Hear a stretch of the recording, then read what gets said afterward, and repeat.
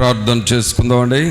పరిశుద్ధుడైన మా ప్రభా, మీకు స్తోత్రాలు వందనాలు చెల్లించుకుంటున్నాము. మహోన్నతుడా మా ప్రభానే యేసు, మిమ్మల్ని స్తుతిస్తూ ఉన్నామయ్యా. మిమ్మలను స్తుతించుటకును, మిమ్మలను గూర్చి పాడి కీర్తించి ఘనపరచుటకును సహాయం చేయండి. మీ కృపలో మమ్మలను బలపరచమని ప్రార్థన చేస్తూ ఉన్నాము. మీరు మాకు ఇచ్చిన ఈ సమయాన్ని బట్టి మీకే స్తోత్రాలు వందనాలు చెల్లిస్తూ ఉన్నాము. కృపామయుడా, దయా సత్య సంపూర్ణుడా, మీకే స్తోత్రాలు వందనాలు చెల్లిస్తూ ఉన్నాము. మీరు ఈ ఆరాధనకు అధ్యక్షత వహించండి. తండ్రిని ఘనపరచుటకును, రక్షకుడైన యేసుక్రీస్తును మహిమపరచుటకును, మేము నాయన పరిశుద్ధాత్మనితో సహవాసము చేయుటకును కృపను దయచేయండి ప్రభా. మా అంతరంగములను మీరు కనికరించండి, మా అంతరంగములను మీరు బలపరచండి.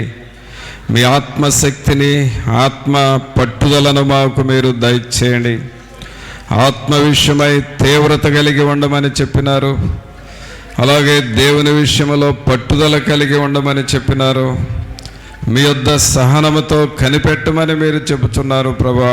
అట్టి నాయన స్వభావం మాకు మీరు దయచేయండి. తండ్రి అయిన దేవా, మీ సన్నిధిలోనికి వచ్చి మిమ్మల్ని వేడుకొంచున్నాము. మీరు మాకు అధ్యక్షత వహించండి. ఏ రీతిగా మిమ్మల్ని స్తుతించి ఘనపరచవలనో సమస్త విషయాల్లో మీరే మీ కృపను మాకును మీరు సమృద్ధిగా మీరు దయచేయండి. ఈ ఆవరణమంతా మీ సన్నిధితో నింపండి ప్రభా. పాటలు పాడుచుండగా ఆ పాటల ద్వారా దేవుని యొక్క ఆత్మ మమ్మలను బలపరచునట్లుగాను, మిమ్మలను మహిమపరచువారముగా చేయండి ప్రభా. అలాగే మాలో ఉన్నటువంటి నిర్లక్ష్యము, నిర్లిప్తత సంపూర్ణంగా తొలగిపోనట్లుగా చేయండి. దుష్టుని యొక్క ఆటంకములు మాలో కానీ, ఆవరణంలో కానీ, ఎవరిలో ఎక్కడ ఆటంకములు లేకుండా చేయండి ప్రభా. అడ్డుబండయు అడ్డు గోడలను కూలద్రోయమని ప్రార్థన చేస్తూ ఉన్నాము. మిమ్మలను ఘనపరచుటకు మాలో ఉన్న అభ్యంతరములన్నిటినీ మీరు తొలగించండి. పరిశుద్ధాత్ముడా, మీరు మా మధ్య కదలండి. మీ కొరకు మేము మార్గమును సరళము చేయువారముగా చేయండి నాయన. మీరు మా మధ్య సంచరించున్నట్లుగా మా పరిసరాలను, మమ్ములను పరిశుద్ధపరచమని ప్రార్థన చేస్తూ ఉన్నాం. రాజులైన యాజక సమూహముగా మమ్మల్ని ఇక్కడ చేర్చి మహిమా ఘనత ప్రభావాలు మీరే ఆరోపించుకొనమని నజరేయుడైన యేసు నామమున అడిగి వేడుకొనుచున్నాము తండ్రి, ఆమేన్. పాటలు పాడుకుందామండి. మన ఆరాధన గీతం నుండి 110వ పాట పాడుకుందామండి.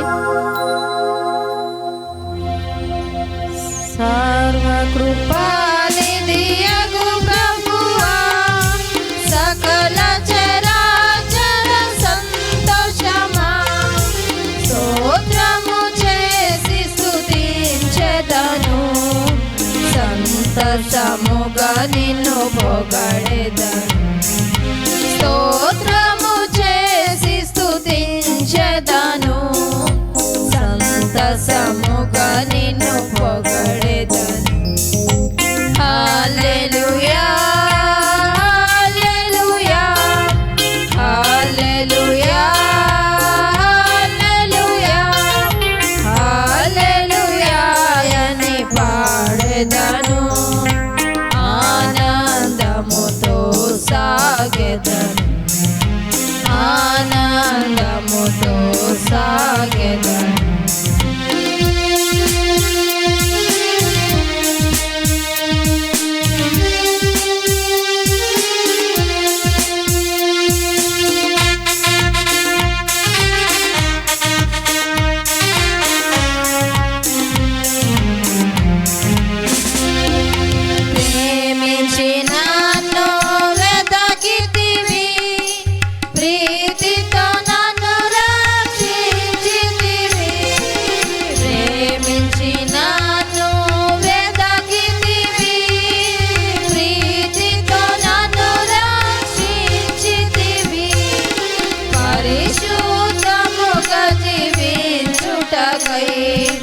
పాపిని నన్ను రక్షించితివి, పరిశుద్ధముగా జీవించుటకై పాపిని నన్ను కరుణించితివి.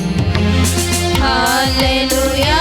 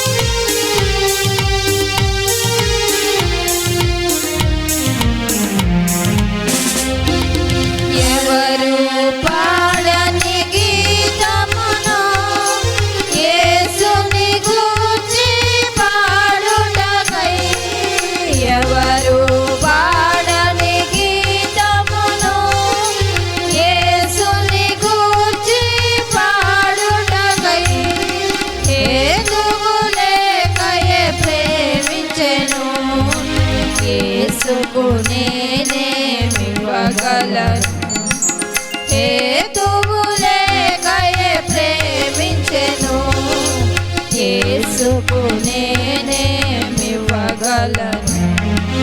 హల్లెలూయా హల్లెలూయా హల్లెలూయా హల్లెలూయా హల్లెలూయా అని పాడెదను ఆనందముతో సాగెదను ఆనందముతో సాగెదను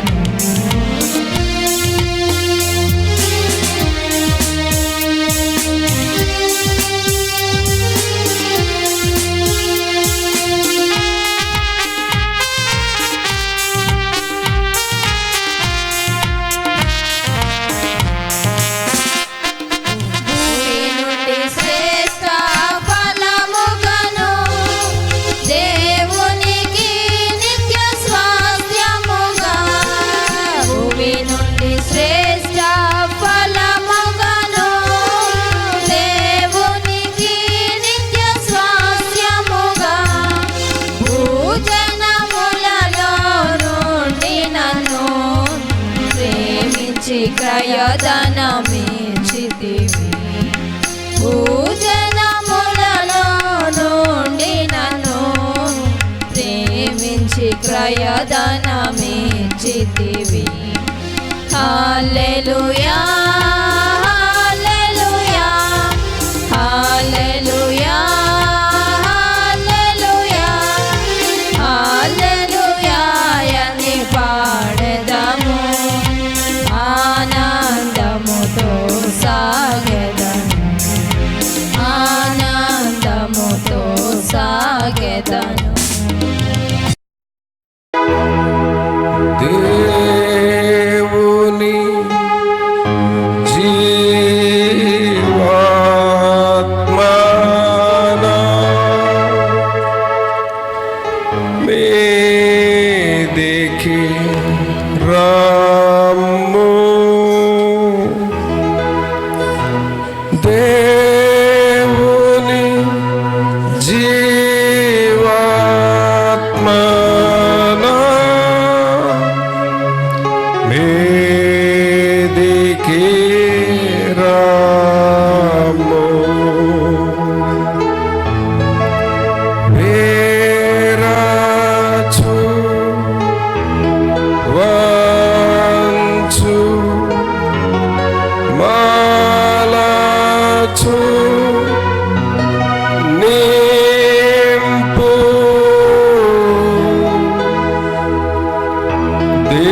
దేవుని జీవాత్మనా మీదికి రమ్ము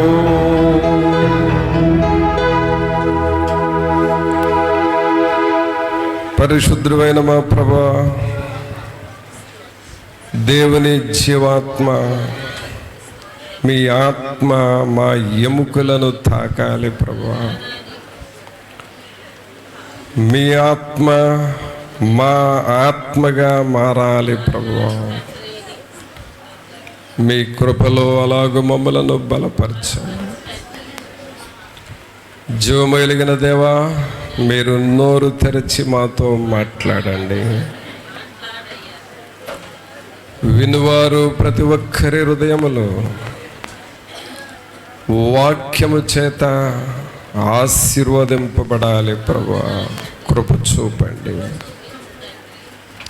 పరలోకములో ఉన్న దేవుని అగ్ని ఈ బలిపీఠం మీద ఉండాలి ఈ బలిపీఠం మీద ఉన్న అగ్ని ప్రతి ఒక్కరికి వ్యాపించి వారిని తాకాలి ప్రభువా మండుచున్న పొదలాగా ఈ స్థలమును మీరు చేయండి ప్రభువా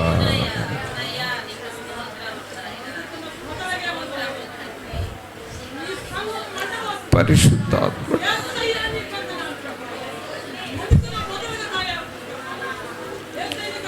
పరిశుద్ధాత్ముడా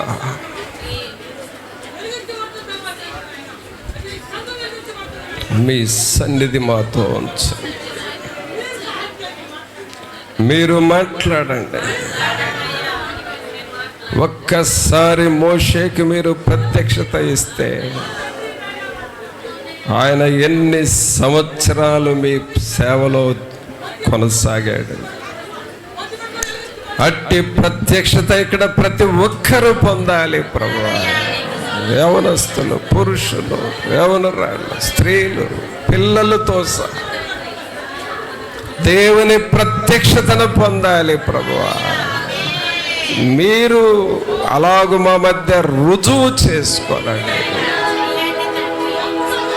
అపొస్తలుల దినములలో ఉన్న ప్రత్యక్షతలు మా మధ్యకు రానివ్వండి ప్రభువా. మీరు తాకండి. మా జీవితాలు శ్రేష్టమైనవిగా, ప్రయోజనకరమైనవిగా మారాలి. మా మీద పనిచేస్తున్న దుష్టుని యొక్క అదృశ్య హస్తము నాశనము కావాలి ప్రభువా. దేవుని హస్తము మాకు తోడుగా ఉండి నడిపించాలి.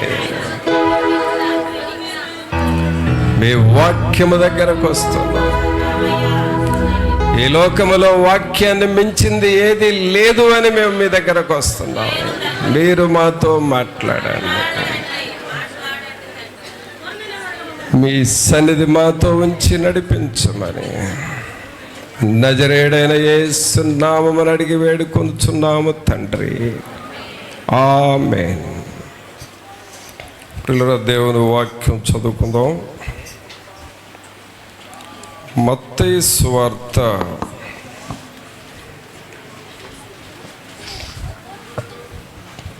22వ అధ్యాయము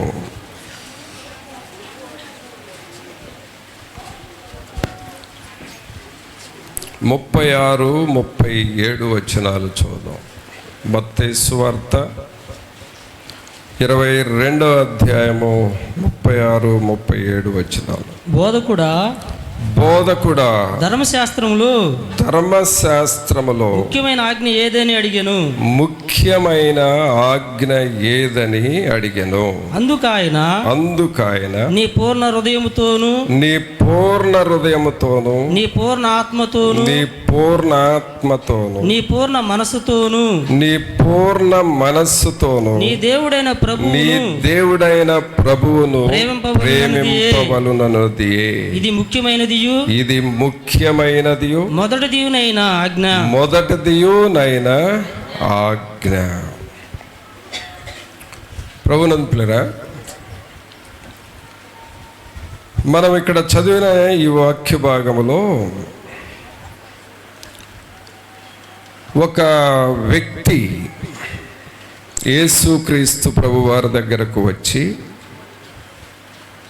ఒక ప్రశ్న అడుగుతా ఉన్నాడు. ఏమిటి ఆ ప్రశ్న అంటే, ధర్మశాస్త్రములో ముఖ్యమైన ఆజ్ఞ ఏది అని అడిగాడు.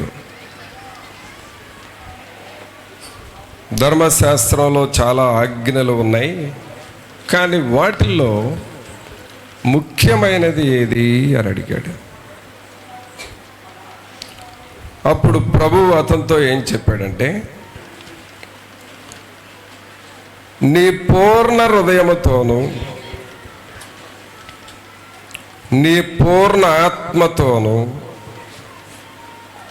నీ పూర్ణ మనస్సుతోను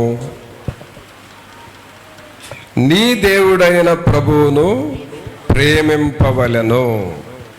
ఇదే మొదటిదియు ముఖ్యమైనదియు అని అన్నాడు.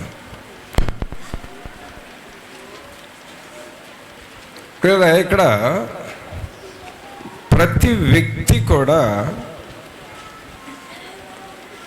దేవునితో సరి అయిన సంబంధంలోనికి రావాలి అనేది దేవుని ఉద్దేశం. దీన్నే మనం రిలేషన్షిప్ విత్ గాడ్ అని పిలుస్తాం. దేవునితో సరి అయిన సంబంధము. మనకు కొన్ని సంబంధాలు ఉంటాయండి. ఈ భూమి మీద జీవిస్తున్న ప్రతి వ్యక్తికి కొన్ని సంబంధాలు ఉంటాయి. కానీ అన్నిటికంటే శ్రేష్టమైనది, అన్నిటికంటే ప్రాముఖ్యమైనది దేవునితో నీకు సంబంధం ఉండాలి. దేవునితో సరి అయిన సంబంధాన్ని నీవు కలిగి ఉండాలి. ఈ దేవునితో సంబంధాన్ని నీవు కలిగి ఉంటే ఇక మిగిలినవి అన్నీ కూడా బాగుంటాయి. కానీ దేవునితో సంబంధం మనం చెడగొట్టుకుంటే మిగిలినవన్నీ దెబ్బతింటాయి. అది ఏదైనా సరే అది దెబ్బతింటది.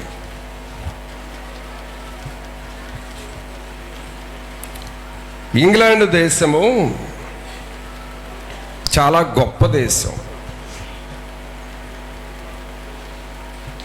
ఆ దేశాన్ని దేవుడు బహుగా దీవించాడు. ప్రపంచంలో దాదాపు ప్రపంచం మొత్తాన్ని, అంటే ప్రపంచంలో ఉన్న అన్ని దేశాలని ఆ ఇంగ్లాండ్ దేశము పరిపాలించింది. ఒకప్పుడు మన భారతదేశాన్ని కూడా దాదాపు 200 సంవత్సరాలు వాళ్ళు పరిపాలించారు.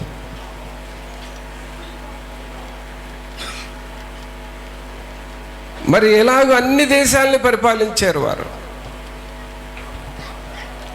ఇలా ప్రపంచం మొత్తాన్ని పరిపాలించే ఆ అధికారము, ఆ బలము వారికి ఎక్కడది అని అంటే, ఆ టైంలో ఆ దేశంలో ఉన్న ప్రభుత్వంతో సహా, అంటే రాజులు రాణులు పరిపాలించే వారితో సహా ఈ జీవాధిపతి అయిన యేసుక్రీస్తును వారు ఆరాధన చేసేవాళ్ళు.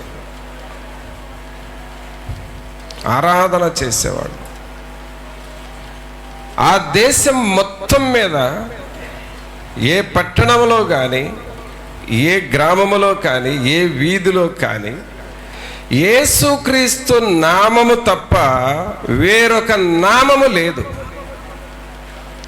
వేరే భజన లేదు, వేరే పూజ లేదు. యేసుక్రీస్తు నామమే దేశమంతా స్తుతించాలి, ఆరాధన చేయాలి.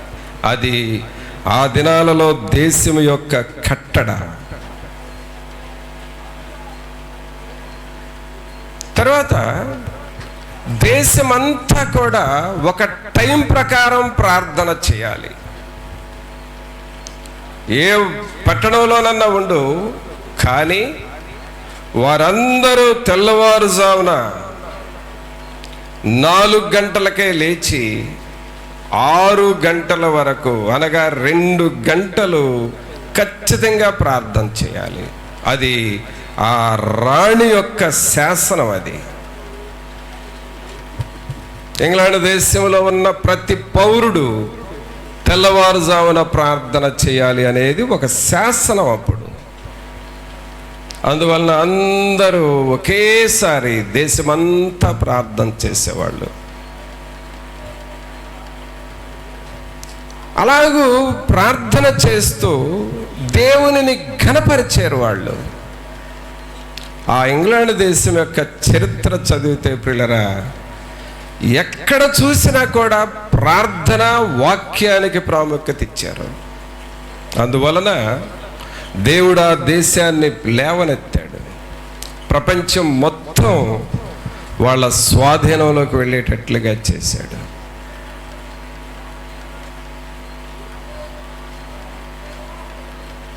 గమనించండి, దేవునితో నువ్వు సరైన సంబంధం కలిగి ఉండాలి.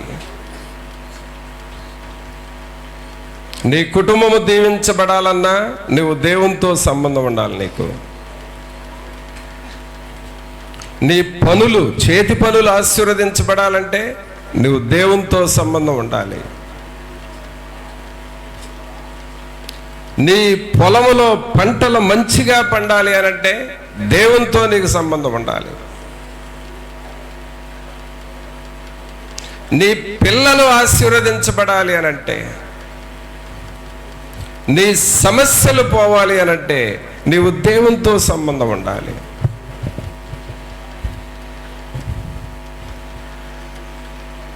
అనగా నీకు దేవునితో ఉన్న సంబంధాన్ని బట్టి మిగిలినవన్నీ కూడా సెట్ రైట్ అవుతా ఉంటాయి. బాగా గుర్తుపెట్టుకో.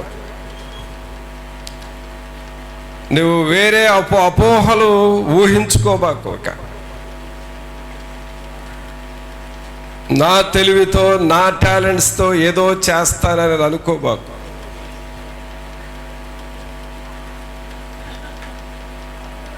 నీకు దేవునితో సంబంధం ఉన్నప్పుడే మిగిలినవి సైడ్గా నీకు ఉండవలసినవి అన్నీ సెట్ రైట్ అవుతాయి. ఏదైనా నీకు నష్టము జరిగినా, శోధన జరిగినా నువ్వు వెంటనే గ్రహించుకోవాల్సింది ఏమిటంటే, దేవునితో నేను సరిగ్గా ఉన్నానా లేక దేవునికి దూరం అవుతున్నానా నువ్వు ఆలోచన చేసుకోవాలి.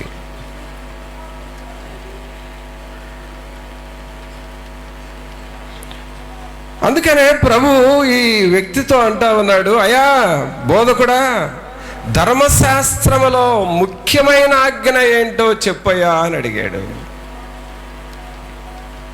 అప్పుడు ప్రభు అంటున్నాడు, నీ పూర్ణ హృదయముతోను, నీ పూర్ణ ఆత్మతోను, నీ పూర్ణ ఆత్మతోను, నీ పూర్ణ మనస్సుతోను, నీ పూర్ణ మనస్సుతోను నీ దేవుడైన ప్రభువును, నీ దేవుడైన ప్రభువును ప్రేమింపవలనదియే.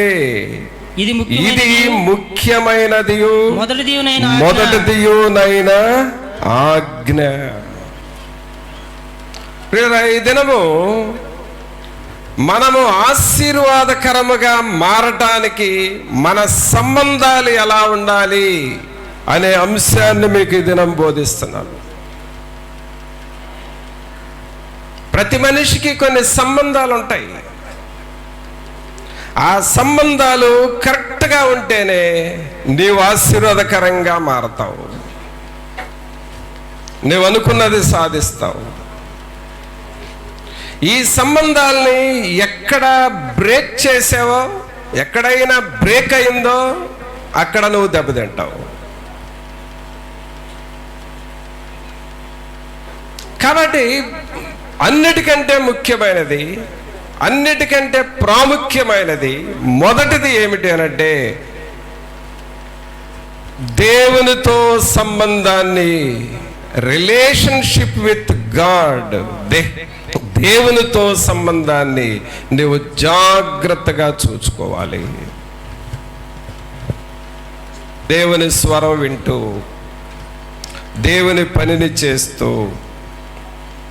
దేవుని వాక్యాన్ని చదువుతూ, దినదినము దేవునిలో ప్రార్థన చేస్తూ, నీ కుటుంబం అంతా మోకరించి కుటుంబ ఆరాధన చేస్తూ,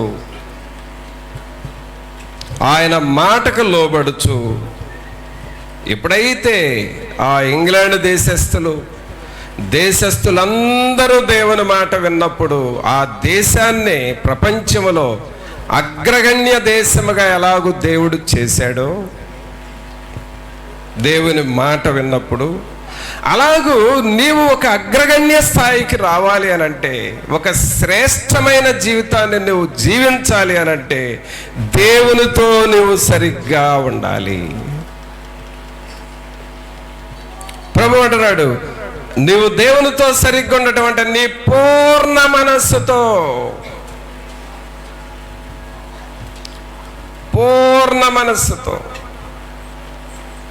పూర్ణ హృదయముతో, పూర్ణ ఆత్మతో నీవు దేవుణ్ణి ప్రేమించు. నీవేదైనా ప్రేమిస్తున్నావు అని అనుకో, నీవు ప్రేమించే వాటన్నిటికంటే కూడా దేవునిని ప్రేమించడం హైలైట్లో ఉండాలి. దేవుణ్ణి ప్రేమించడం అనేది ఉన్నత స్థితిలో ఉండాలి.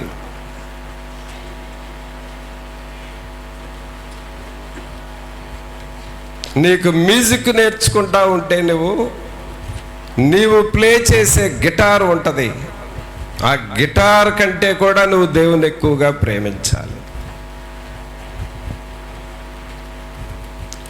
ఒకవేళ నువ్వు పొలం పనులు చేసుకుంటావంటే ఇదే నా జీవనం అని పొలాన్ని ప్రేమిస్తావు, ఆ పొలము కంటే కూడా నువ్వు దేవుణ్ణి ప్రేమించాలి.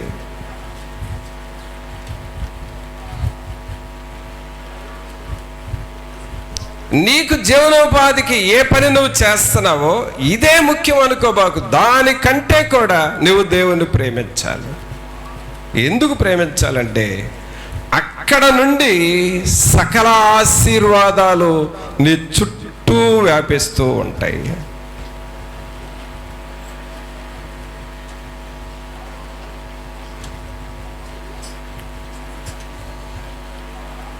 నీ కుటుంబంలోనికి అవి వ్యాపిస్తాయి, నీ ఆత్మీయ జీవితంలోనికి అవి వ్యాపిస్తాయి.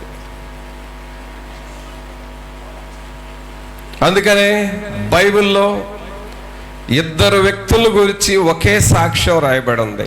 అదేమిటి అనంటే, నిండు మనస్సుతో వారు దేవునిని ప్రేమించారు. ఏ మనస్సుతోనండి? ఏ మనస్సుతో చెప్పండి? నిండు మనస్సు అంటే ఏమి వెలితి లేదు. కానా ఊర్లో వివాహము జరుగుతూ ఉన్నప్పుడు రాతి బాణల నిండా నీళ్లు నింపండి అని యేసు ప్రభు వారు చెప్పినప్పుడు ఆ రాతి బాణల అంచుల వరకు నీళ్లు నింపారంట. అంటే ఇంకొక చుక్క నీళ్లు రాతి బాణలో పోసినా అవి పొర్లిపోతాయి, అంతవరకు నింపారు. అంటే దేవుడు చెప్పిన మాటను నిండు మనసుతో చేశారు. సోదరుడా, సోదరి, నీవు నిండు మనస్సుతో దేవునిని ప్రేమించటము, దేవుని పనిని చేయటము నేర్చుకుంటే అక్కడ నుండి నీకు దేవుని ఆశీర్వాదం ప్రారంభమవుతుంది. అందుకనే దేవునితో ఆ సంబంధాన్ని నువ్వు మెయింటైన్ చేసుకోవాలి. ఒకవేళ ఆ విషయంలో ఏమైనా తప్పిపోయామేమో పరిశీలన చేసుకోవాలి. ఒకవేళ ఇప్పటికే ఆ రిలేషన్షిప్లో ఏమైనా దెబ్బతిన్నావేమో, వెనకంజి వేస్తున్నావేమో పరిశీలన చేసుకోవాలి. చెక్ చేసుకోవడం అనేది ఎప్పుడు కూడా క్షేమం. చెక్ చేసుకోకుండా ఏదో బిర్రుగా సాగిపోతా ఉన్నాం అనుకో, ఎక్కడో తెగుతుంది ఆ సంబంధం. అందుకనే తెగే వరకు వెళ్ళకూడదు ఏది కూడా. నువ్వు చెక్ చేసుకుంటూ పరిశీలన చేసుకోవాలి.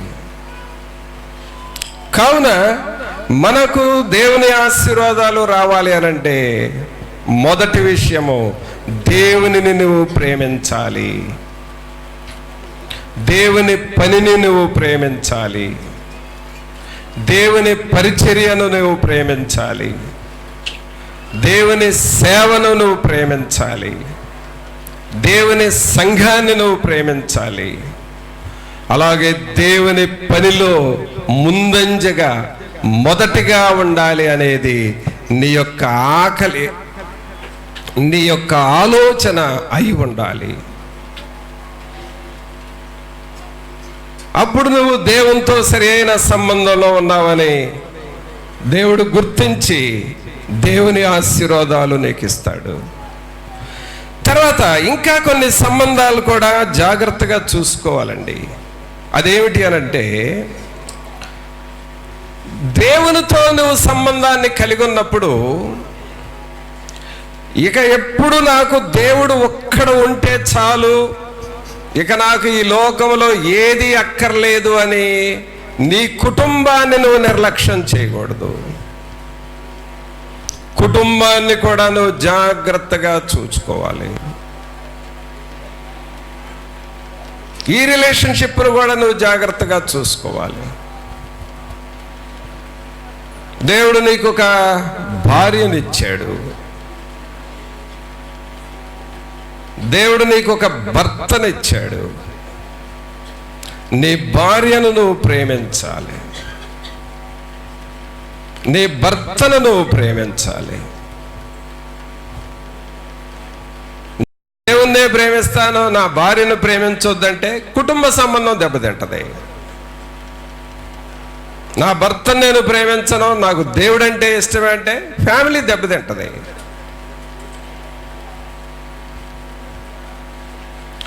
అంటే ఇది రెండవ రిలేషన్షిప్. ఇదేంటంటే రిలేషన్షిప్ విత్ ఫ్యామిలీ. నీ కుటుంబంతో సంబంధం జాగ్రత్తగా మెయింటైన్ చేసుకోవాలి.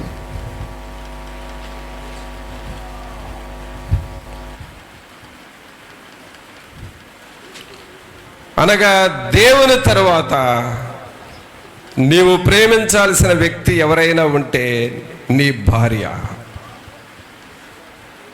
నీ భర్త, నీ పిల్లలు. వీరికి నీ ప్రేమను పంచాలి.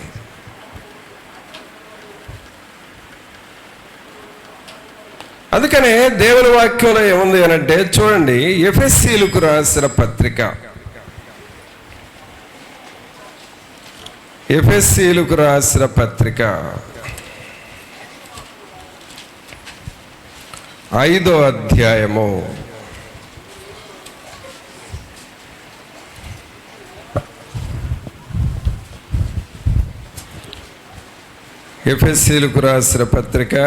5వ అధ్యాయము 25వ వచనం చదవండి. పురుషులారా మీరును మీ భార్యలను ప్రేమించుడి, అటువలే క్రీస్తు కూడా సంఘమును ప్రేమించి అది కళంకమైనను ముడతాయినను అట్టిది మరి ఏదైనను లేక పరిశుద్ధమైనది గాను నిర్దోషమైనది గాను మహిమగల సంఘము గాను ఆయన తన ఎదుట దానిని నిలువబెట్టుకొనవలెనని వాక్యముతో ఉదక స్నానము చేత దానిని పవిత్రపరచి పరిశుద్ధపరచుటకై దాని కొరకు తన్ను తాను అప్పగించుకొనెను. ప్రియరా, యేసుక్రీస్తు ప్రభువారు ఇక్కడ పోలిక ఏం పెట్టాడంటే, సంఘానికి యేసుక్రీస్తు ప్రభువారు ఎలాగూ అప్పగించుకున్నాడో, అనగా తన ప్రాణాన్ని, తన శరీరాన్ని, తన ఆత్మను ఎలాగ అప్పగించుకున్నాడో అలాగూ భర్త తన భార్యకు, తన పిల్లలకు, నిన్ను నీవు నీ కుటుంబానికి అప్పగించుకోవాలి పురుషుడు. అది వాక్యం. నువ్వేదైనా సంపాదించావనుకో, డబ్బులు తీసుకొచ్చావనుకో, నీవు యథార్థవంతుడు అయితే నీ భార్య చేతిలోకి వెళ్ళిపోవాలి అదంతా. అమ్మో, ఆమె ఏం చేస్తుందో, ఆమె తెలియకుండా అత్తగారింటికి పంపిద్దేమో, ఎట్టాటి పిచ్చి పిచ్చి ఆలోచనలు తీసేసే. అసలు నీకున్న సంపాదన నీ భార్య చేతిలో పూర్తిగా పెట్టగలిగితే నువ్వు సరైన భర్తవి. లేకపోతే నిన్ను నమ్మకూడదు. అలాంటి కేసులు ఉంటే నాకు చెప్పండి, మీకే చెప్పేది.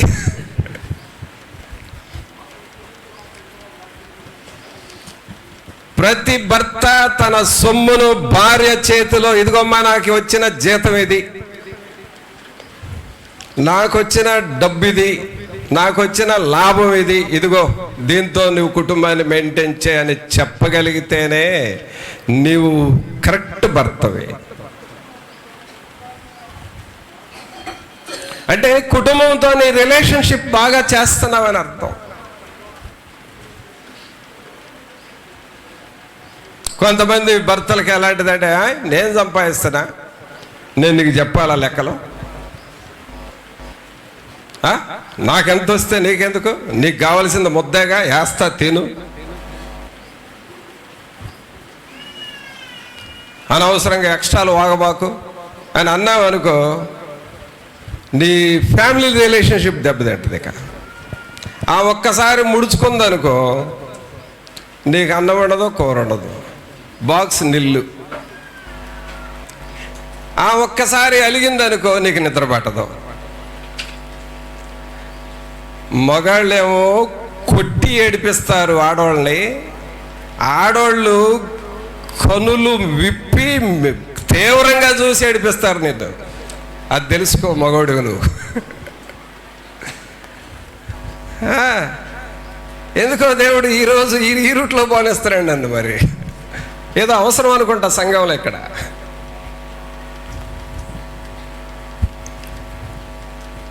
భర్తలు గుర్తుపెట్టుకోండి, ఎప్పుడైనా నీ భార్య నిన్ను కోర చూపు చూసిందంటే నువ్వేదో చేసేవని అర్థం.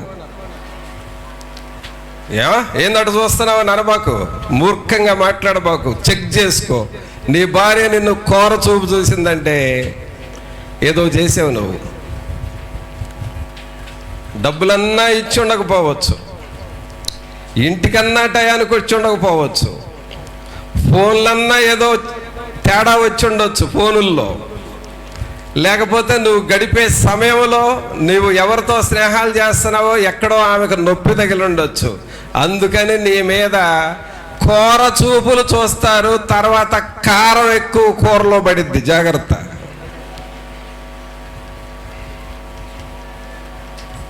కూరలో కారం పడి అబ్బా అని ముద్దకి నీళ్ళు తాగాలి నువ్వు. లోపల గ్యాస్ట్రిక్ ట్రబుల్ వస్తుంది. ఆ పరిస్థితి తెచ్చుకోబాకు.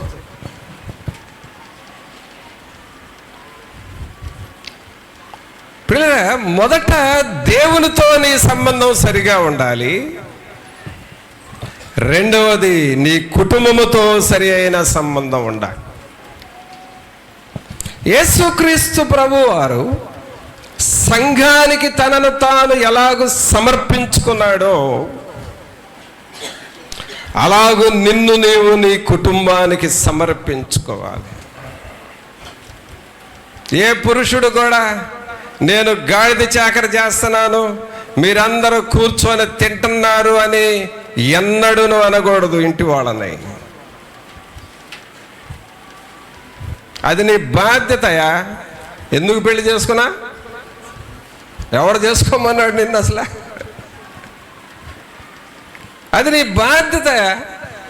నీ భార్యని, నీ పిల్లల్ని నువ్వు పోషించాలి. ఏమి చాకరీ చేస్తావో చెయ్యి, కానీ నీ భార్య పిల్లల్ని సుఖపెట్టుకో. వాళ్ళతో ఫ్యామిలీ రిలేషన్షిప్ మెయింటైన్ జాగ్రత్తగా చేసుకో.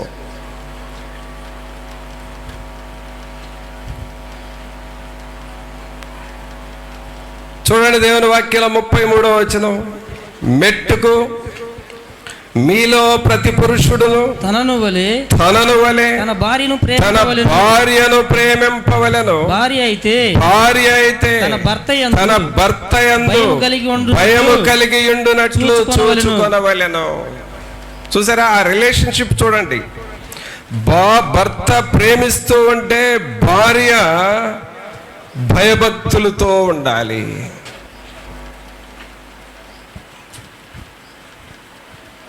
ఇది నువ్వు మెయింటైన్ చేసుకుంటా ఉంటే నీ కుటుంబానికి దేవుని ఆశీర్వాదాలు వస్తాయి.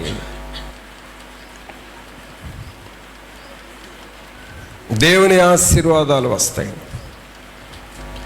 ఈ ఆశీర్వాదాలన్నీ ఇంటిలోనికి రావాలి అంటే మీ ఇంటి వారు అందరూ కలిసి ప్రార్థన చేయాలి.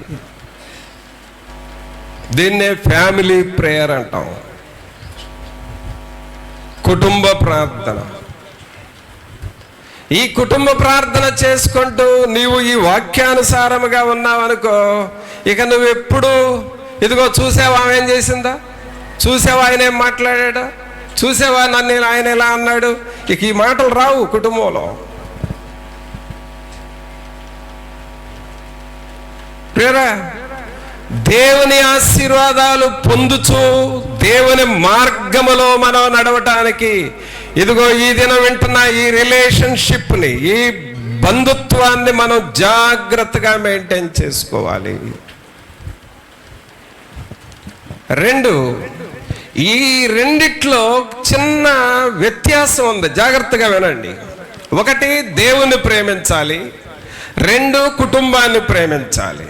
ఈ రెండిట్లో నీవు దేవుణ్ణి ప్రేమిస్తూ కుటుంబాన్ని ప్రేమించకపోయావు అనంటే దేవుడు దాన్ని ఒప్పుకోడు. రెండు, నా కుటుంబం పెద్దదైపోయింది, భారం అయిపోయింది, బాధ్యతల మీద పడ్డాయని నీ కుటుంబానికే నువ్వు అంకితమైపోయావు అని అనుకో, దేవుణ్ణి ప్రేమించడంలో నెగ్లెక్ట్ చేస్తున్నావు అనుకో, వెనకబడుతున్నావు అనుకో, దానికి కూడా దేవుడు ఒప్పుకోడు. ఈ రెండు, దేవుణ్ణి ప్రేమించటము, కుటుంబాన్ని ప్రేమించడం అనేది ఏమిటి అని అంటే మనకు బాగా తెలుసు. మనం గ్రామస్తులము కాబట్టి బండి కాడి లాంటిది ఇది. ఒక కాడి క్రింద ఒక ఎద్దు, మరొక కాడి క్రింద మరొక ఎద్దు, రెండిటి మీద వేసి లాక్కెళ్తున్నట్లుగా ఈ రెండు నువ్వు జాగ్రత్తగా మెయింటైన్ చేసుకోవాలి. దేవునికి నీ సమయాన్ని ఇవ్వాలి, కుటుంబానికి నీ సమయాన్ని ఇవ్వాలి. తర్వాత కుటుంబానికే సమయాన్ని ఇస్తూ దేవునికి నువ్వు నిర్లక్ష్య పెట్టావంటే కుటుంబంలో సమస్యలు వస్తాయి. నువ్వు ఎంత జాగ్రత్తగానో చూసుకో. నీ భార్యని, నీ పిల్లల్ని, సంపాదన ఎంత జాగ్రత్తగానో మెయింటైన్ చేసుకో. దేవుని నిర్లక్ష్య పెట్టావంటే ఖచ్చితంగా కుటుంబంలో శోధనలు వచ్చి కూర్చుంటాయి. నువ్వు సంపాదించిన డబ్బే నీ భార్యాభర్తల మధ్యకు వివాదం తేవచ్చు. ఎందుకంటే దేవుని నిర్లక్ష్య పెట్టావు కాబట్టి. అలాగే దేవుని కార్యాలను నిర్లక్ష్యం చేస్తున్నావు కాబట్టి సాతానుడు ఈజీగా నీ ఇంటిలోనికి వస్తాడు, ఏదో ఒక సమస్య పెడతాడు. అందుకనే పిల్లరా, కుటుంబ ప్రార్థన నిర్లక్ష్యం చేసుకోవద్దు. నీ పిల్లలు కూడా దేవుని వాక్యాన్ని చదవాలి. నీ పిల్లలు దేవుని పాటలు పాడాలి. నీ భర్త ప్రార్థన చెయ్యాలి, నీ భార్య ప్రార్థన చెయ్యాలి. కుటుంబముగా ఈ కుటుంబ సంబంధాన్ని నువ్వు జాగ్రత్తగా మెయింటైన్ చేసుకుంటే 128వ కీర్తన 1వ వచనంలో ఏముందంటే, యెహోవా యందు భయభక్తులు కలిగి ఆయన త్రోవల యందు నడుచు వారందరూ ధన్యులు. నిశ్చయముగా నీ చేతుల కష్టార్జితము నీవు అనుభవించుదవు. నీవు ధన్యుడవు, నీకు మేలు కలుగును. నీ లోగిట నీ భార్య ఫలించు ద్రాక్షావల్లి వలె నుండును. నీ భోజనపు బల్ల చుట్టూ నీ పిల్లలు ఒలీవ మొక్కల వలె ఉందురు. చప్పట్లు కొట్టండి ఒకసారి అందరూ. ఏ మొక్కల్లాగా ఉండాలండి? ఒలీవ మొక్కల వలె ఉందురు. ఇది ఫ్యామిలీ బ్లెస్సింగ్. సోదరుడా, నీ కుటుంబానికి ఆశీర్వాదం ఎక్కడ దెబ్బతింటదో కూడా చెబుతాను వినండి. నీకు పని ఉంటుంది, నీ మీద పని ఒత్తిడి ఉంటుంది, ప్రార్థన చేయకుండా పరిగెత్తుతావే, బైబిల్ చదవకుండా పరిగెత్తుతావే, కుటుంబ ఆరాధన ఆ రోజు ఆపేసి వెళ్ళిపోతావే. ఇలాగ జరుగుతూ ఉన్నప్పుడు నీ కుటుంబంలో ఏదో ఒక తొందర వస్తుంది. అందుకనే ఈ రిలేషన్షిప్లో నువ్వు జాగ్రత్తగా మెయింటైన్ చేయాలి.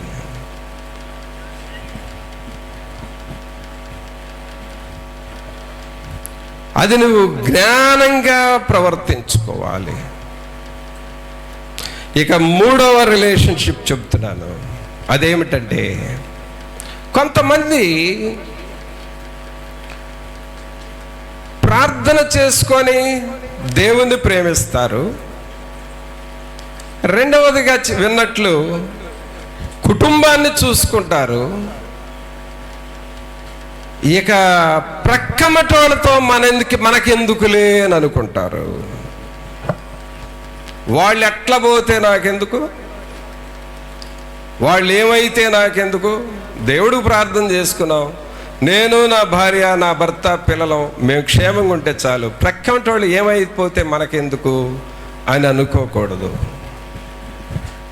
మత్తయి సువార్తలో నీ పూర్ణ మనసుతో, నీ పూర్ణ హృదయముతో, నీ పూర్ణాత్మతో దేవుణ్ణి ప్రేమించాలి అని, ఇది మొదటిదియు ప్రధానమైన ఆజ్ఞ అని చెప్పి, రెండో ఆజ్ఞ ఏం చెప్పాడంటే నిన్ను వలె నీ పొరుగువారిని ప్రేమించు, ఇది రెండవ ఆజ్ఞ అన్నాడు. పిల్లరా, కేవలం నీ కుటుంబానికే నీ మైండ్ కుదించకపోతే కొన్ని ఆశీర్వాదాలు దెబ్బతింటాయి. మనకి కొన్ని ఆశీర్వాదాలు దెబ్బతింటాయి. అందుకనే ఏం చేయాలి అనంటే నీ పొరుగువానిని నువ్వు ప్రేమించాలి. పొరుగువానితో నీ సంబంధం సరిగ్గా ఉండాలి. అదేమిటి అనంటే దేవుని వాక్యంలో చూడండి, హెబ్రీలకు రాసిన పత్రిక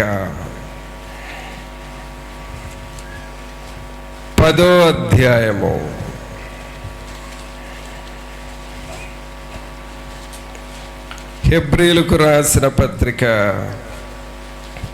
10వ అధ్యాయము 24వ వచనం నుండి చదవండి. కొందరు మానుకొనుచున్నట్టుగా సమాజముగా కూడుట మానక ఒకరినొకడు హెచ్చరించుచు ఆ దినము సమీపించుట మీరు చూచిన కొలది మరి ఎక్కువగా అలాగు చేయుచు ప్రేమ చూపుటకును సత్కార్యములు చేయుటకును ఒకనినొకడు పురికొల్పవలెనని ఆలోచింతము. ఈ రిలేషన్షిప్ ఏమిటి అనంటే ఫెలోషిప్ విత్ నైబర్, మన ఇరుగు పొరుగు వారితో సహవాసము కలిగి ఉండాలి.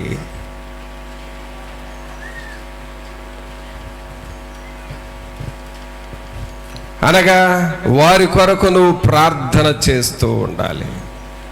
నీ ఇంటి వారి కోసం ప్రార్థన చేస్తున్నావు కదా, నీ పొరుగు వారి కోసం కూడా అదే ప్రార్థన చేయాలి. అయితే నీ పొరుగువారు నువ్వు వాళ్ళ కోసం ప్రార్థన చేస్తున్నావో లేదో, నీ ప్రార్థన వాళ్ళు మీ ఇంట్లోకి వచ్చి వినరు. కానీ ఎవరు వింటారు ఆ ప్రార్థన? చెప్పండి, చెప్పాలి. ఎవరు వింటారు ఆ ప్రార్థన? దేవుడు వింటాడు. ఇప్పుడు దేవుడికి నచ్చాలి, మనం దేవునికి నచ్చాలి అనంటే మన ఇంటిలోనే మన పొరుగు వారి కొరకు నువ్వు ప్రార్థన చేయాలి.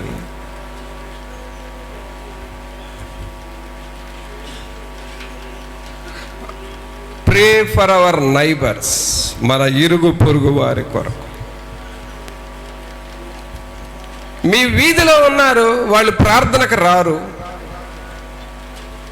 అంత మాత్రం నువ్వు వాళ్ళని వదిలేయకూడదు. వాళ్ళ కొరకు నువ్వు ప్రార్థన చేయాలి. దేవుడు నీకు ఇచ్చిన బాధ్యత అది. దేవుడు ఒక రోజున నిన్ను నీ వీధి వాళ్ళ కొరకు నువ్వు అసలు ఎన్నడన్నా ప్రార్థన చేసావని అడుగుతాడు నిన్ను.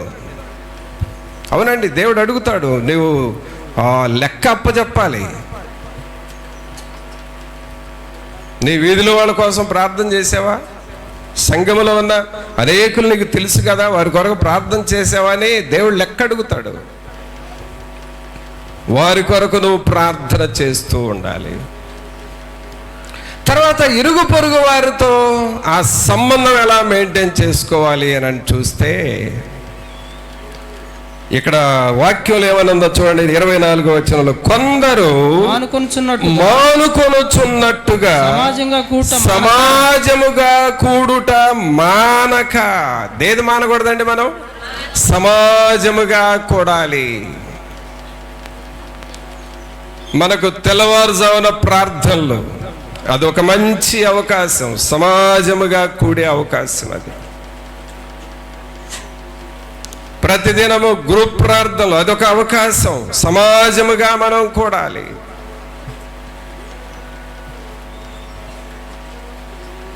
మారు మనసు పొంది బలారాధన తీసుకునే వాళ్ళందరి కొరకు ఎప్పుడైనా ప్రార్థన ఉంది రండి అని అంటే, నాకు ఆ రోజు పని ఉందిలే అని మానేయకూడదు. అది నువ్వు ఎలాగైనా సరే వీలు చేసుకొని ఆ సమాజంలో నువ్వు కలవాలి.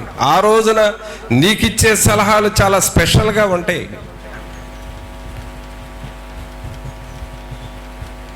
బాప్తిసం తీసుకున్న వారి వరకు ప్రార్థన చేద్దాం రండి అని అన్నప్పుడు ఆ రోజున నువ్వు వస్తే నువ్వెంత బలపడతావు. సమాజముగా కూడుట మానకూడదు.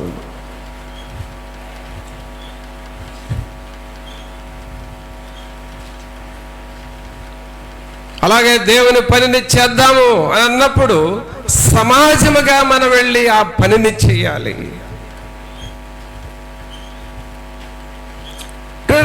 ఈ సంబంధము కూడా చాలా ముఖ్యమైనది. ఆ వాళ్ళతో నాకెందుకులే, ఆ పనితో నాకెందుకులే, వాళ్ళతో నాకెందుకులే అని నువ్వు నిర్లక్ష్యం చేస్తే కొన్ని ఆశీర్వాదాలు దెబ్బతింటాయి. తర్వాత నీ ఆత్మీయ జీవితం ముడుచుకుపోతుంది, తెలియకుండా ముడుచుకుపోతుంది. దాని ద్వారా దేవుడిచ్చే కొన్ని ఆశీర్వాదాలు లాస్ అవుతాం మనం.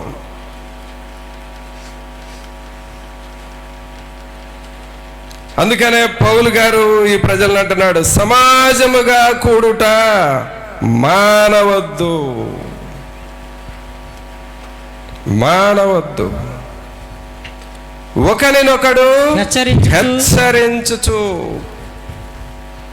హెచ్చరికలు కావాలండి. ఇప్పుడు ఆదివారం మనం వింటుంది ఏమిటంటే బోధ. ఇది బోధ. దీన్ని ఆదివారం చెప్పి వినే ప్రసంగాన్ని బోధ అంటాం. హెచ్చరికలు ఎప్పుడు వస్తాయంటే మనమందరం ఒక గ్రూప్గా కూర్చుంటాం. మనం ఏం చేయాలి, ఎలా చేయాలి, ఒక్కొక్కరితో మాట్లాడటానికి అవకాశం వస్తుంది. అప్పుడు నీకు బోధ రాదు, నీకు హెచ్చరికలు వస్తాయి. ఆ హెచ్చరికలు నిన్ను పురుకొల్పుతాయి. ఈ రిలేషన్షిప్ నువ్వు మెయింటైన్ చేసుకోవాలి. ఆ హెచ్చరికలతో, ఆ సమాజంగా కూడటంతో నాకెందుకులే అని నువ్వు నిర్లక్ష్యంగా ఉండకూడదు. అలాగే వాటిని హాజరు కాకుండా ఉండకూడదు, దూరంగా ఉండకూడదు. ప్రియరా, ఇవన్నీ మనం చేస్తూ ఉన్నప్పుడు దేవుని ఆశీర్వాదాలు మనకు వస్తాయి. దేవుని ఆశీర్వాదాలు మనకు వస్తాయి.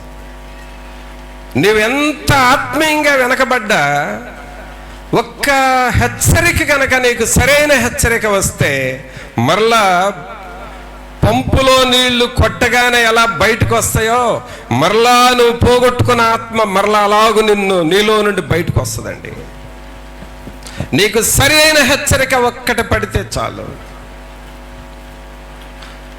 పోగొట్టుకున్న ఆత్మ, పోగొట్టుకున్న ఉద్యమం మొత్తం మరలా తిరిగి నీలోనికి వస్తుంది. అది సమాజముగా కూడటం వలన మేలు నీకు.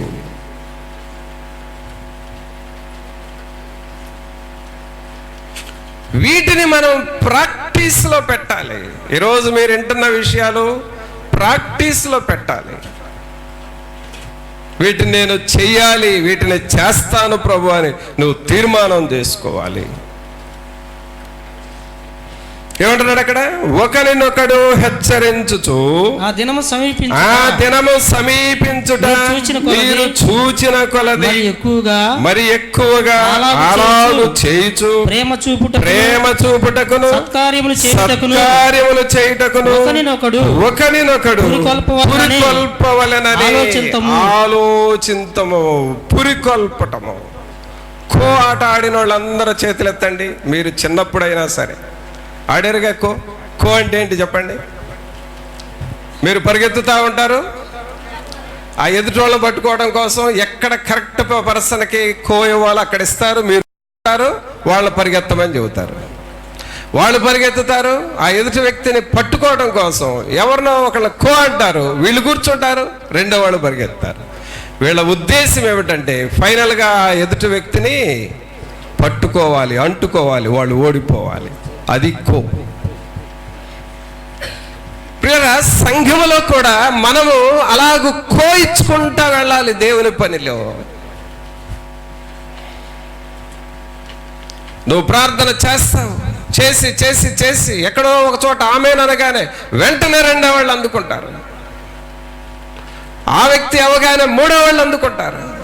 ఒక వ్యక్తి ప్రసంగం చేస్తే, ఒక వ్యక్తి పాటలు పాడితే, ఒక వ్యక్తి సాక్ష్యం చెబితే, ఒక వ్యక్తి డ్రమ్ము కొడితే, ఒక వ్యక్తి అన్ని ఏర్పాట్లు చేస్తే, ఇలాగ కోయించుకుంటా వెళుతూ ఉన్నప్పుడు సమాజము పురుకొల్పబడతా ఉంటది. ఆ కోయిచ్చే వ్యక్తుల్లో నువ్వు ఉంటున్నావా?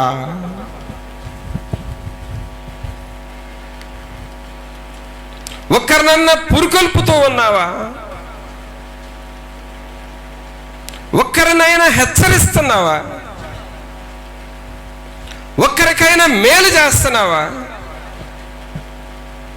ఒక్క కుటుంబానైనా దేవుని ఎద్దకు తెస్తున్నావా? ఒక్క వ్యక్తినైనా ఈ సంవత్సరం నేను రక్షణలోనికి నడిపించాలనే ఆ టార్గెట్ అసలు నీకుందా?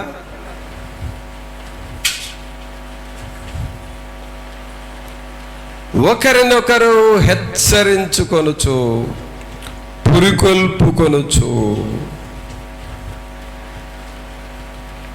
ఈ రిలేషన్షిప్ కూడా చాలా అవసరం పిల్లరా. దేవుడు నీకు అన్ని యాంగిల్స్లో ఈ దినం నేర్పిస్తున్నాడు. వీటి ప్రకారం నువ్వు చేస్తున్నావా లేదా? దేవుణ్ణి ప్రేమించు, నీ కుటుంబాన్ని ప్రేమించు, అంతటితో ఆగిపోకు. నీ పొరుగువాని విషయం కూడా ఆలోచన చేసి వారిని కూడా ప్రేమించి వారిని పరామర్శిస్తూ వారిని పురుకొల్పుతూ ఉండాలి. అప్పుడు నీ కుటుంబానికి దేవుని ఆశీర్వాదాలు వస్తాయి. అసలు దేవుని ఆశీర్వాదం నీ పొరుగు వారిని దేవునిలోనికి నడిపించటమే నీ కుటుంబానికి దేవుని ఆశీర్వాదాలు వస్తాయి.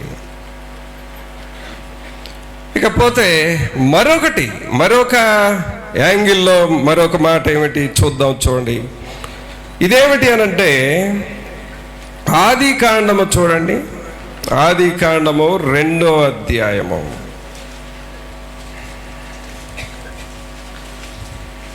ఆది కాండము 2వ అధ్యాయము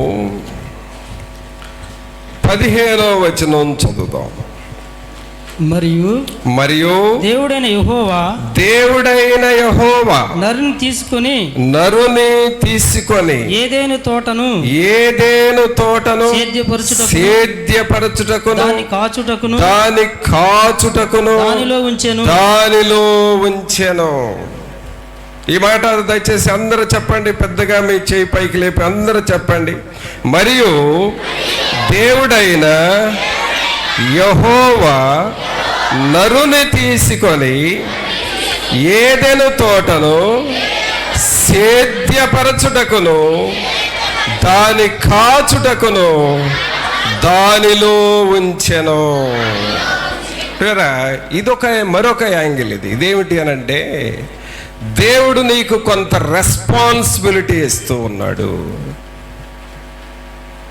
ప్రతి ఒక్కరికి ఒక బాధ్యత ఇస్తున్నాడండి. ఈ బాధ్యతను నీవు ఖచ్చితంగా చేయాలి. ఏమిటి ఆ బాధ్యత అంటే, ఒకటి సేద్యపరచుటకును. ఏంటండి అది? సేద్యం అంటే ఏంటి చెప్పండి? సేద్యము అంటే ఏంటి? వ్యవసాయం ఇక అయిపోయిందా? సేద్యం అంటే వ్యవసాయం అయిపోయిందాక? సేద్యం అంటే ఏంటి? ఏంటండి? ఒక్కసారి ఎండ్లాకాలం చేలు దగ్గర నుండి ఆలోచించండి, ఇక మీకు ఆన్సర్లు వస్తాయి. మే నెల దగ్గర నుండి చేను సంగతి ఆలోచించండి, సేద్యం అంటే మీకు అర్థమైంది. 1 దున్నుతావు, 2 నీళ్లు పెడతావు, 3 కలుపు మొక్కలు తీసేస్తావు. కలుపు మొక్కలు తీయకుండా విత్తనాలు వేయమ్మా, వచ్చే సంవత్సరం చేయ పని. కలుపు మొక్కలు తీస్తావు, తర్వాత విత్తనాలు వేస్తావు, తర్వాత పిండి చల్లుతావు, తర్వాత నీళ్లు పెడతావు, తర్వాత మందు కొడతావు. ఈ మందా ఆ మందా? రసాయనాలు, రైట్. ఇది సేద్యం చేయటం అంటే. పిల్లరా, నీకు ఒక రెస్పాన్సిబిలిటీ, దేవుడు నీకు ఒక బాధ్యత ఇచ్చాడు. ఏమిటి ఆ బాధ్యత అంటే సేద్యము చేయాలండి మనం. మనందరికీ దేవుడిచ్చిన బాధ్యత ఏంటి చెప్పండి? సేద్యము చెయ్యాలి. అంటే దున్నాలి, కలుపు మొక్కలు ఏరాలి, నీళ్లు పెట్టాలి, విత్తనాలు వేయాలి. ఈ పనులన్నీ సేద్యం క్రిందకి ఎలా వస్తున్నాయో నీ ఆత్మీయ జీవితంలో కూడా అన్ని పరిస్థితుల్ని సరిచేసుకుంటూ వెళ్ళాలి. మన సంబంధాలు కానీ, వారితో ప్రేమను పంచుకునే విషయాలు కానీ, వాక్యము విత్తే విషయాల్లో అప్పుడప్పుడు సాతానుడు గాడు గురుగులు ఎత్తుతాడు. అప్పుడు దాకా బాగా ప్రార్థన చేస్తారు, కొంతమంది బాగా ఉజ్జీవంగా ప్రార్థన చేస్తారు. వీళ్ళు ప్రార్థన చేసిన తర్వాత ఎక్కడికో వెళతారు. సాతానుడు వాళ్ళ మనసుల్లో గురుగులు ఎత్తుతాడు. ఆ గురుగులు ఎత్తగానే అవి మొలిచి ఆ చేసిన ప్రార్థన పోద్ది, ఆ ఉత్సాహం పోద్ది, దేవుని పని చేయాలని అనిపించదు. ఏదో ఊరక నామకార్థంగా వస్తూ పోతూ ఉంటారే కానీ ఆ మొదటి ప్రేమ, మొదటి ఉద్యమం పోతుంది. కారణం ఏంటంటే గురుగులు వెత్తబడ్డాయి, అవి కలుపు మొక్కలు వచ్చినాయి. ఇప్పుడు సేద్యం చేసుకోవాలి మనం, అనగా మొదటి ప్రేమ. కొన్ని సమయాల్లో ఇంటిలో ఎలా ఉంటుందో తెలుసా? నీ భర్త డ్యూటీకి వెళ్తాడు, వెళ్ళేటప్పుడు హ్యాపీగా వెళ్తాడు. సాయంకాలం వచ్చేటప్పటికే నీతో అంత ఫ్రీగా మాట్లాడలేడు. ఏదో జరిగింది. నువ్వేమనుకుంటావంటే నా మీదే కోపం అని అనుకుంటావు. నువ్వు బిగ తీసుకుంటావు, ఆయన బిగ తీసుకుంటాడు, చెరొక రగ్గు కప్పుకుంటారు. ఇప్పుడు దీన్ని ఏం చేయాలి? సేద్యము చేయాలి. సేద్యము చేయాలంటే ఏమిటి? కూర్చోవాలి. ఏం జరిగిందా ఆఫీస్లో? ఏం జరిగింది? ఎవరన్నా ఏమన్నా అన్నారా? లేదా నా మాటలు ఏమన్నా గాయపరిచినాయా?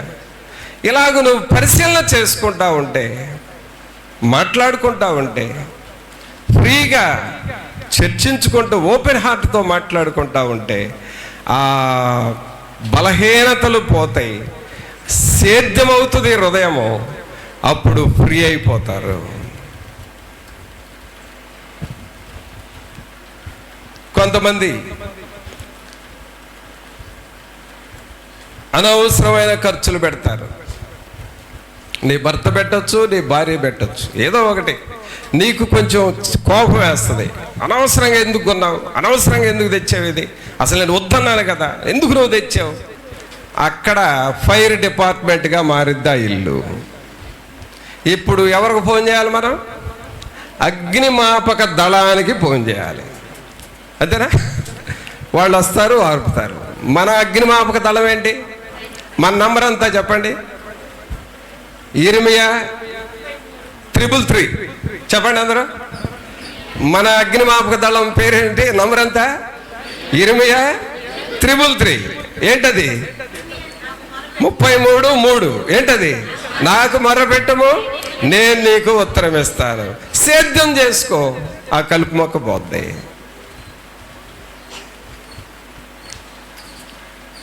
ఆ కలుపు మొక్క పోద్ది.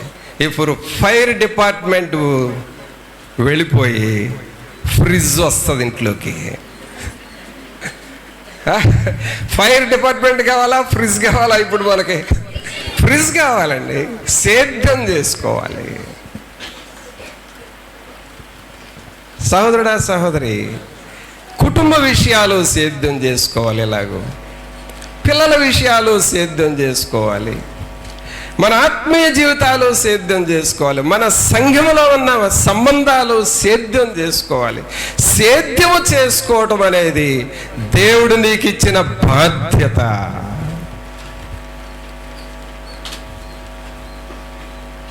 ఒకవేళ 1-2 సార్లు చెప్పినా కూడా నీకు అర్థం కాలేదనుకో, ఇంకా ప్రయత్నం చేయి.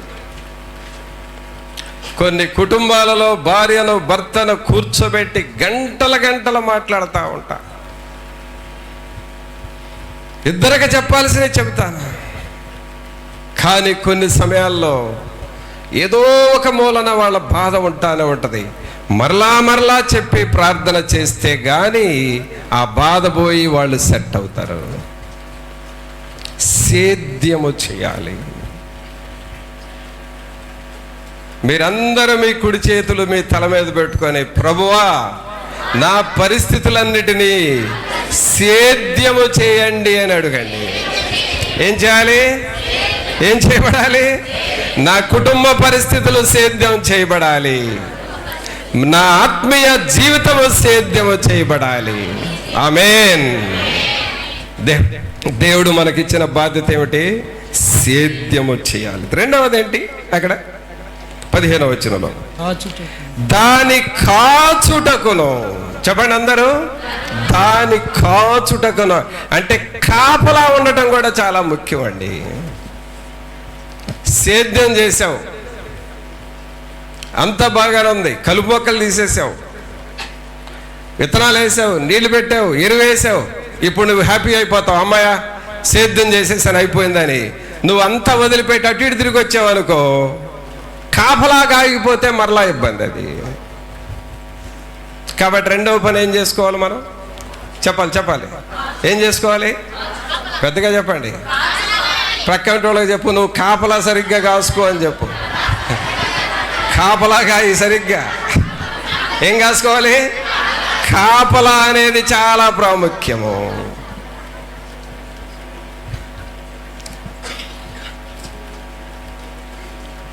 కాపలా కాసుకోవడం చాలా ముఖ్యం.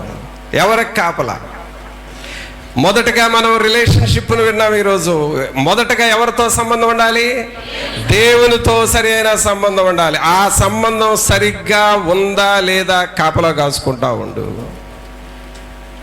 రెండవది ఏమన్నాం? కుటుంబంతో సరైన సంబంధాలు ఉన్నాయి. మరి వాటిని అలాగూ మెయింటైన్ చేసుకుంటున్నామా లేదా? కాపలా కాసుకో, నువ్వే కాపలా కాసుకోవాలి. మూడవది ఏమన్నావు? ఇరుగు పొరుగు వారితో సరైన సంబంధాలు ఉండాలి. సరైన సంబంధాలంటే కొంతమందికి ఇంకొక సంబంధం తెలుసు బాగా. ఇదిగో నా రెండు చేతులు చూడండి, నా రెండు చేతులు చూడండి. ఈ రెండు చేతుల్ని ఈ 10 వేళ్లలోనికి ఇలాగు పంపించి చేయాల్సిందంతా చేసి, తిట్టాల్సిందంతా తిట్టి, అనాల్సిందంతా అని ఒక్కసారి దీన్ని ఇరగదీస్తారు. అంటే లోపలంత కక్ష ఉందన్నమాట. కొంతమంది ప్రార్థనలో కూడా ఇరగదీస్తారు. ప్రభు వాళ్ళు నన్ను ఎట్టన్నారు, వీళ్ళని ఎట్ట చెయ్యి, ఆడి కాళ్ళు ఎరగొట్టి వీడికి ఏళ్ళు ఎరగొట్టి. ఏంది ఈ సంబంధాలు అసలు? ఏంటి ప్రార్థనలో? జాగ్రత్తగా కాపలా కాసుకోవాలండి. మన ఇరుగు పొరుగు వారిని కూడా, ఆత్మలో తగ్గిపోతున్న వారిని, లేక దేవుని చిత్తానికి దూరముగా అవుతున్న వారిని కాపలా కాస్తూ ప్రార్థన చేస్తూ వారిని దేవుని చెంతకు చేర్చాలి. దేవుడు నీకు నాకు ఇచ్చిన రెస్పాన్సిబిలిటీ, బాధ్యత ఏమిటంటే సేద్యము చేసుకోవాలి, కాపలా కాచుకోవాలి. ఈ సంబంధాలను ఎప్పుడైతే నువ్వు సరిగ్గా మెయింటైన్ చేసుకుంటావో దేవుని ఆశీర్వాదాలు మనలోనికి వస్తాయి. మరి అలాగ నిన్ను నువ్వు పరిశీలన చేసుకుంటావా? ప్రార్థన చేసుకుందాం. అందరము మోకరించి ప్రభు సన్నిధిలో మన హృదయాన్ని మనం పరీక్షించుకుంటూ, ప్రభువా సరి అయిన సంబంధాలు మీరు మాకు నేర్పుచున్న ఈ దేవుని యొక్క సంబంధాలను మేము జాగ్రత్తగా చూసుకోవాలి ప్రభువా. అట్టివారిగా మమ్మలను చేయండి అని నువ్వు దేవుణ్ణి అడుగుతావా? ప్రార్థన చేద్దాం. ఒక్క నిమిషం అందరూ ప్రార్థన చేయండి. ప్రతి ఒక్కరూ నిన్ను నువ్వు తగ్గించుకొని ప్రభు సన్నిధిలో, ప్రభువా మీతో దేవునితో సరైన సంబంధం నాకు ఉండాలి ప్రభువా. కుటుంబముతో నాకు సరైన సంబంధం ఉండాలి ప్రభువా. నా ఇరుగు పొరుగు వారితో సరైన సంబంధం నేను కలిగి ఉండాలి ప్రభువా. అలాగే భూమిని సేద్యము చేయాలి ప్రభువా.